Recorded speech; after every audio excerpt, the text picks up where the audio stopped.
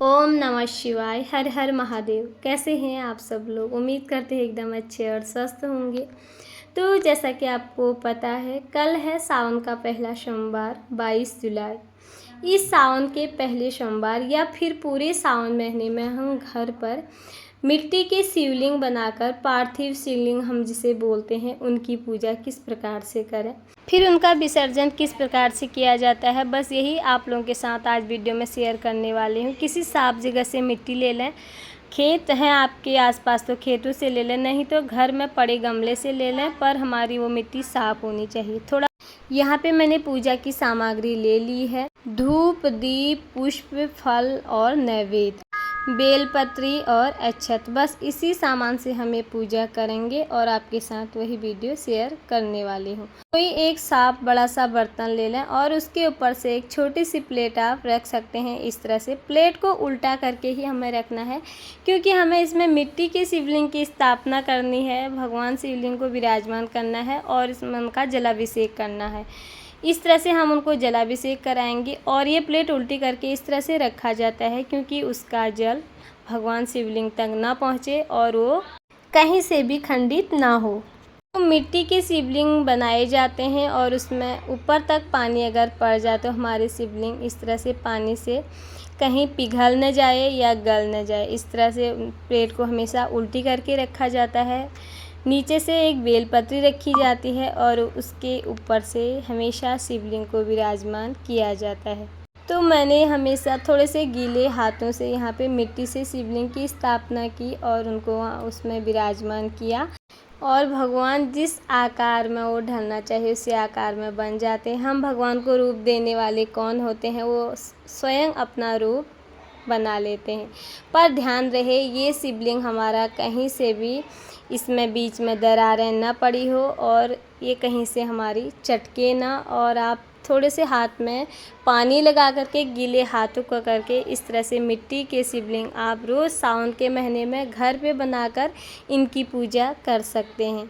किसी विशेष मनोकामना की पूर्ति के लिए पूजा की जाती है। भगवान शंकर बहुत भोले हैं, आप सरल विधि से भी उनकी इस तरह से रोज़ पूजा करते हैं सावन के महीने में, तो वो आपकी हर मनोकामनाओं को पूर्ण करते हैं। तो शिवलिंग की पूजा करने से पहले सबसे पहले एक दीपक प्रज्वलित करेंगे। उसके बाद हम यहाँ पर एक बेलपत्री शिवलिंग के ऊपर रखेंगे। हो सके तो आप बेलपत्री में ओम लिखें या ओम नमः शिवाय लिखें, या राम लिखकर इस तरह से चंदन से लिखकर या चंदन से ही तिलक लगाकर इस बेलपत्री को भगवान शिवलिंग के ऊपर रखें। इस बेलपत्री को जब आप शिवलिंग के ऊपर रखेंगे और इस तरह से उनका जलाभिषेक करेंगे, बेलपत्री उनके ऊपर रखे रहेगी तो हमारी जो मिट्टी के शिवलिंग है वो खंडित नहीं रहेंगे और उनका अच्छे से जलाभिषेक भी हो जाएगा। बस सबसे पहले हम शुद्ध जल से, जल में थोड़ा सा गंगा जल डाल के उनका जलाभिषेक करेंगे। उसके बाद आप पंचामृत से जलाभिषेक कर सकते हैं रोज़ भगवान शंकर जी की, और या गाय के कच्चे दूध से। आप अपनी सामर्थ्यता के अनुसार घी से भी कर सकते हैं, शहद से भी कर सकते हैं, दही, दूध, पंचामृत से भी रोज़ इनका जलाभिषेक कर सकते हैं। उसके बाद फिर हम शुद्ध जल से उनका जलाभिषेक करेंगे। उसके बाद हम यहाँ पर भगवान जी को इत्र की सेवा देंगे। सावन का पूरा महीना उनको बहुत अधिक प्रिय है और इस महीने में उनकी ये विशेष सेवाएं की जाती हैं। हो सके तो आप सावन के पूरे महीने में इस तरह से शिवलिंग, पार्थिव शिवलिंग की पूजा कर सकते हैं। फिर ये संभव ना हो तो फिर सावन में जितने भी सोमवार आते हैं, आप उस दिन ये शिवलिंग बनाकर घर पे ही भगवान भोलेनाथ की पूजा कर सकते हैं। इत्र सेवा दे देंगे हम भगवान शंकर जी को यहाँ पर, और उसके बाद हम उनका करेंगे तिलक, पीले चंदन से या सफ़ेद चंदन से भोले शंकर जी का तिलक करेंगे। आप चाहें तो भस्मी से भी कर सकते हैं। भगवान शंकर जी की ये पूजा आप सुबह के समय भी कर सकते हैं, और किसी कारणवश अगर आपको सुबह समय ना मिल पाए तो आप प्रदोष काल में यानी कि शाम के समय भी ये पूजा कर सकते हैं। उसके बाद हमने उनको पीले चंदन से तिलक किया और फिर हमने उनको कर दे अक्षत अर्पित, यानी कि साबुत चावल, सफ़ेद चावल भगवान जी को समर्पित किए। उसके बाद वस्त्र रूपी कलावा उन्हें हमें ज़रूर देना है। सावन के पहले सोमवार को आप एक भगवान शंकर जी को जनेऊ समर्पित करें। फिर चाहे तो आप जनेऊ रोज़ नहीं बदलें, पहले दिन आप उन्हें जनेऊ ज़रूर समर्पित करें। उसके बाद अब आप भगवान शंकर जी को थोड़े से काले तिल भी समर्पित करेंगे। फिर हम यहाँ उनके शिवलिंग के ऊपर उन्हें बेलपत्री समर्पित करेंगे। बेलपत्री उन्हें बहुत अधिक प्रिय है। बेलपत्री को हमेशा उल्टा करके ही भगवान शिवलिंग के ऊपर चढ़ाया जाता है। सफ़ेद पुष्प, कनेर के पुष्प भगवान जी को बहुत अधिक प्रिय हैं। हो सके तो उन्हें समर्पित करें, ना हो तो फिर कोई भी पुष्प आप उनको समर्पित कर सकते हैं। और जब आप ये पूजा कर रहे हैं तो पूरे शिव परिवार का मन में ध्यान करना है और पूरे शिव परिवार का ध्यान करके यहाँ पर भगवान शंकर के शिवलिंग की हमें इस तरह से पूजा करनी है। पुष्पों से उनका जितना हो सके अभिषेक करेंगे और उसके बाद हम भगवान जी को रोज़ की पूजा में बस मिश्री, बतासे और ड्राई फ्रूट जो भी हमारे घर पे उपलब्ध हो यही हम उन्हें भोग लगा देंगे। फल का भोग भी आप लगा सकते हैं। उसके अलावा आप रोज़ सावन की पूजा में दक्षिणा हमें ज़रूर रखनी होती है। बाद में सावन पूरा होने के बाद ये दक्षिणा हम किसी मंदिर में जाकर किसी पंडित को दे सकते हैं, वरना फिर किसी ज़रूरतमंद को हम ये दक्षिणा देंगे सावन पूरा होने के बाद।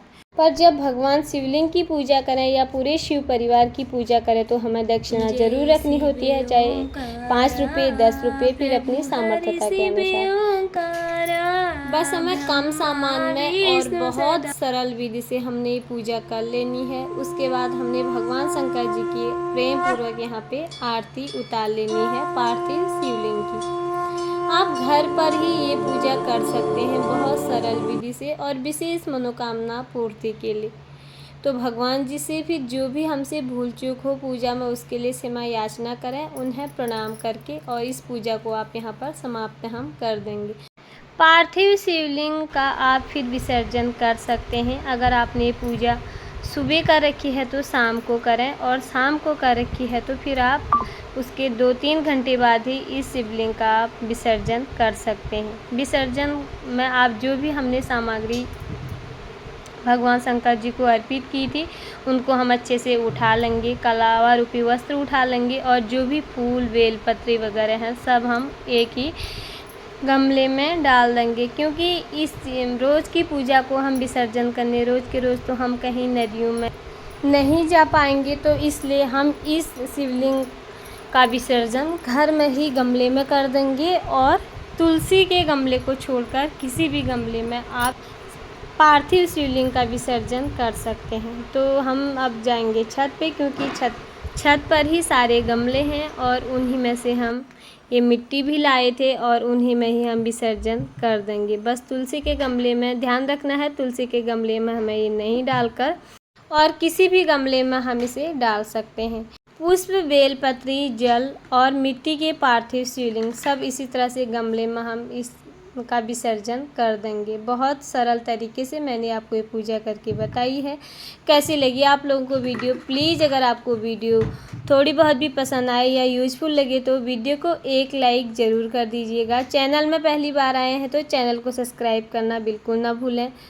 और इस तरह से हमारा ये मिट्टी के पार्थिव शिवलिंग अच्छे से विसर्जन हो जाते हैं और ये बारिश के पानी से या फिर हम इसमें पानी डालेंगे तो ये अपना आप ही मिट्टी में घुल जाएंगे। इस तरह से हमारी ये पूजा पूरी हो जाती है।